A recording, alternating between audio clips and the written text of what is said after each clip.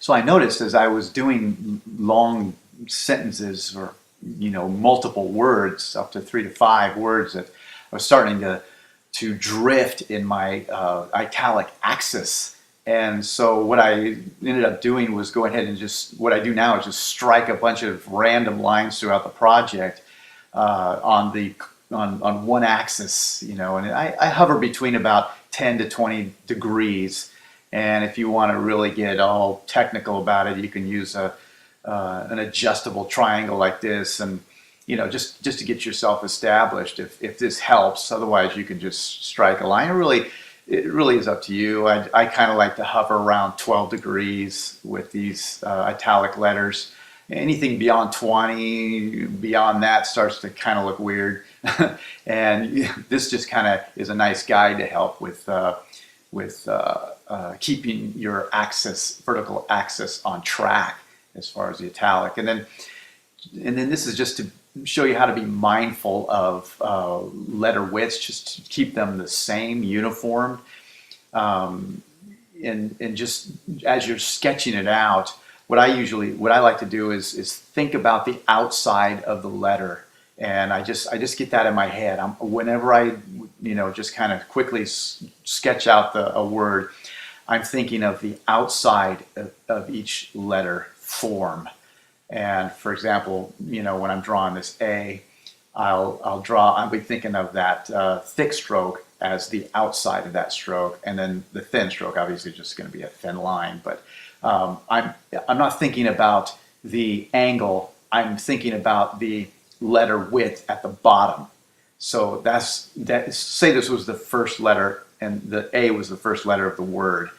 Right there, I've established the letter width for the rest of the capital letters. So say B was going to be next, then I would make sure that I was going to make the width of the B the same as the width of the base of the A, so that they look uniform. Because if you start extending and compacting letters, it really looks ununiform. So you're just trying to think, as you're doing the letters, try to think equal width, and it really will keep you uniform that way.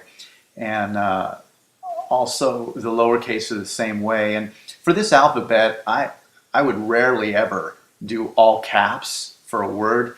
It would be a capital, and then the rest would be lowercase. I mean, you might do mixed case where every word has a capital letter to start with, but for the most part, you would do a capital letter, and then the rest of the letters would be lowercase. And so I would be thinking the same as I would with the capitals with the lowercase, and that is keeping the letters uniform as far as width. And of course, that will change with letters such as M and W, which will naturally be wider than the other letters in the alphabet. And we'll go over those later. But for now, this is just thinking in my mind. I'm always going to think of sketching in the outside of the letter. This will also help with the space between the letters as well, establishing those. So that way, as you go ahead and paint, you will already have a good idea of the width of the letter.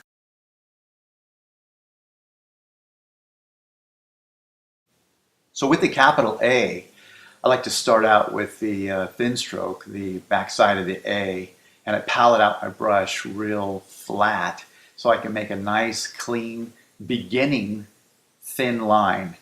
And so I'm starting out, like I said, with kind of a 45 and slicing into it, and just drawing a straight line using my Mahl Stick and just sliding my hand down the Mahl Stick with my cotton glove.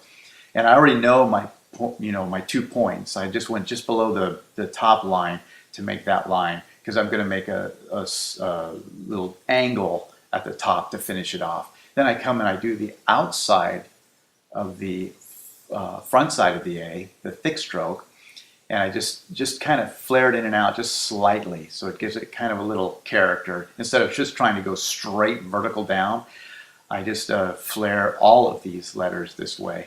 all of the capitals, all of the thick strokes are done this way. And then I come back and I just kind of tuck it right on the inside, always thinking this is going to be the same thickness throughout all of this alphabet. And the way I think of it is just slightly larger than the actual width of my brush when it's flattened out. Then just come up here and just make a little point just slightly above the top line, top guideline. And it'll be a little bit clean up. Hopefully there won't be, hopefully you can just do this in one stroke than this. Flatten it out to do the, I'm going to do the crossbar. Yeah, the crossbar, I like to put just about halfway between the baseline and the upper guideline of the lowercase. And that kind of feels comfortable for me. And with the brush contracted at this point, just go ahead and do your serifs. And make those the same width throughout your entire alphabet. So whatever width you come up with, just make them consistent throughout. Then flatten out your brush again to finish off the rounds of the serif, starting out with your brush vertical and then spinning the brush clockwise, and just spinning it slightly clockwise to do the right, and then here spinning it just slightly, not much spin here, to do these rounds. I played around a lot with the front or thick stroke of the A and that axis, and the almost vertical seems to be what feels most comfortable to me, so I just kind of stuck with that. You can adjust it a little bit more, maybe kick it out just a hair on the bottom to the right, but this looks good to me. Moving on to the lowercase a, what I do is I palette out my brush into kind of a little tip, almost like I'm trying to make like a end of a ballpoint pen. And that's the way I think of these letters when I'm executing them, is just draw the outside of the letter. Because once you've done that, you're home free. You can fill in the thick strokes pretty easily. But once you've established the outside, and when I do a lowercase a, try to think of like this odd elliptical egg shape when you're drawing it, and then stop at the bottom, start again at the top. Try not to make too much of a big blob of paint at the top.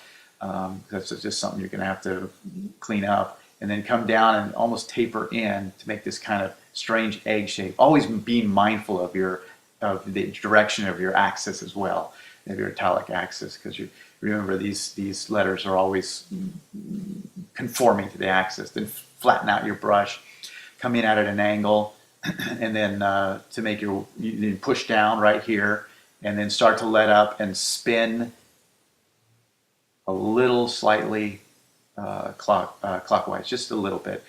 Flatten out your brush again to make the vertical thick stroke in the front of the A, and try to just establish your brush right at that line. Push it into it, come down, start to let up, spin it clockwise, and make that little taper. And when I think of the widths of these letters, I mean, of these thick strokes, I'm thinking 1.5 times the thickness of the brush. That's just something that I'll have in my mind, and that's where I'll put the brush, is like halfway onto the previous stroke. And then here I'm tapering off, but I make a mistake and I don't go close enough into the point to make a nice clean pointed taper. So just use your pushing eraser tool, the rubber eraser tool, and you can just push it right into the letter like that, and regroup, start over, and do it again. Mistakes are going to happen, and then I just feather it in, and this time I'm going to concentrate and focus, really spin that brush to get it to that angle, so you get a nice point at the bottom. And for the terminal, you aim your brush in the direction that you're going to go. In other words, point your brush so it's flat at the right angle, and then you can finish it off that way.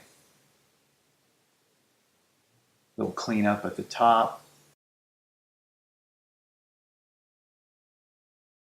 So start out drawing the outer ellipse of your A.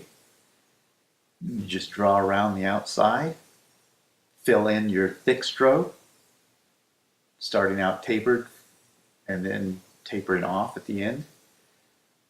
Fill in your thick. Finish off with a terminal with a slight angle and curve.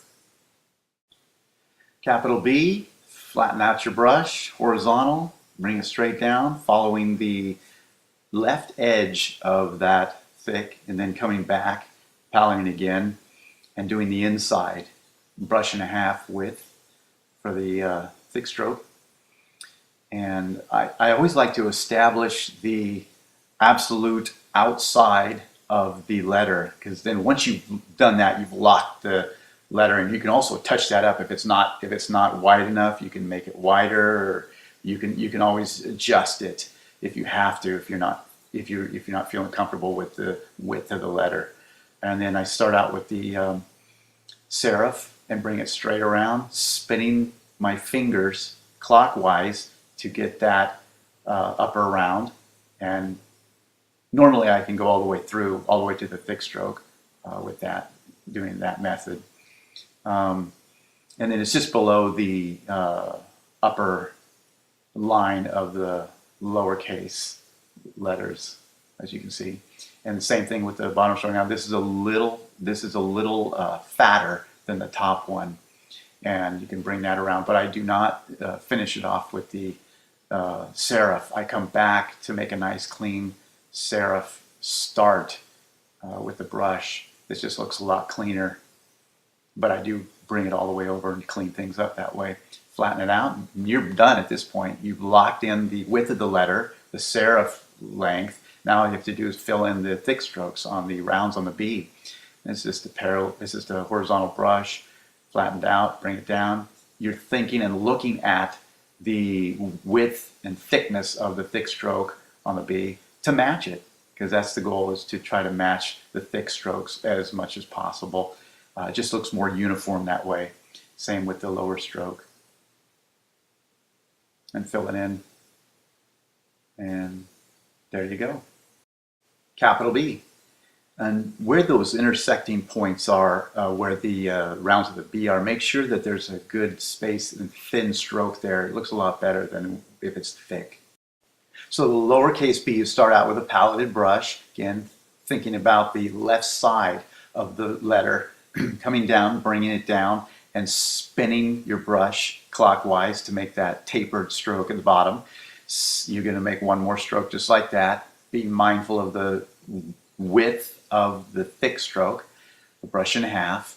And you're just going to make another stroke just like that. So you're going to come down, start to taper, spin your brush clockwise, and meet the point. That'll give you a nice taper at the end. And then the brush is in a good place right now to make the serif. So I'm going to go ahead and finish that off. Again, being mindful of the other serifs of the other letters to make them the same length, and then round that off. Brush is in a good contracted point right now, so I'm starting at the top to make the thin stroke on the inside. And you don't want to go too far into the letter too quickly. You want to almost come down and bring it and meet down with that tapered point. That's kind of what you're thinking. This is the point where you make the other side of the B, finish that off. And this is the point where you want to make sure that you have the width of the letter where you want it to be. It's the right width, matching the other letters. This is the time to adjust that. If it's not wide enough, you can go ahead and thicken that side on the right, that round on the right, and make it thicker if you need to. If not, you're satisfied, then go ahead and palette your brush, make it flat, starting with a slight angle, 45. And I don't spin the brush here. Naturally, it will come down and meet that other point at the bottom. But it's a matter of lifting your brush to bring it off and make that taper stroke. It helps to think of bringing that round thin down to the tapered point at the bottom of the B. That's your target.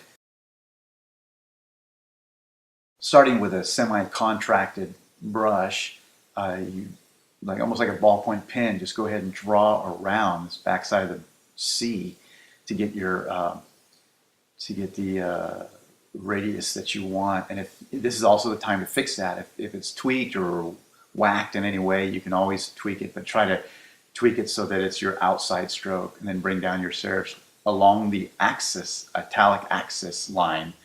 You want to match that line.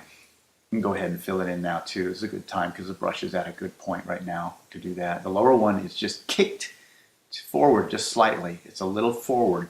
It doesn't match and line up the upper one, and you'll see that in the still, but it follows the axis line as well. And go ahead and fill that in. And you want to come back also and kind of flatten it out on the bottom a little bit more, give it a little bit more weight, and also kind of follow the radius, the ellipse radius that's coming around. Now you're done. You've locked in the letter. It's the right width. Just flatten out your brush, and you're going to fill in your thick stroke. Starting out at the same angle as that thin stroke in the back of the C, you're going to push down on your brush, and as you're coming down, let up and just slightly turn it clockwise to finish that off.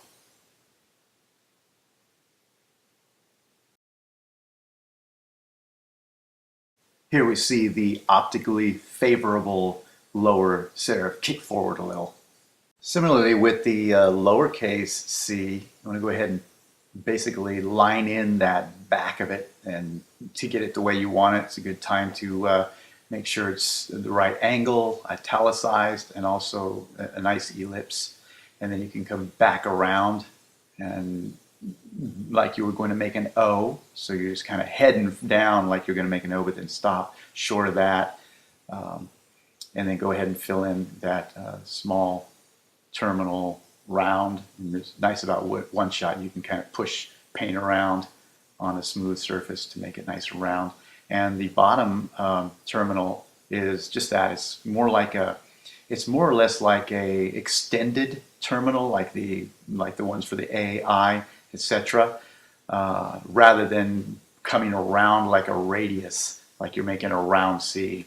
And of course, just go ahead and flatten out your brush to fill in the thick stroke, just as you did with the capital C. It's just the same thing, only a miniature version. And the little terminal at the top of that C, the little round ball, looks much better smaller than larger, just looks more elegant. You can see how the terminal on the bottom is not so much a round part of the C, but an extension of a terminal.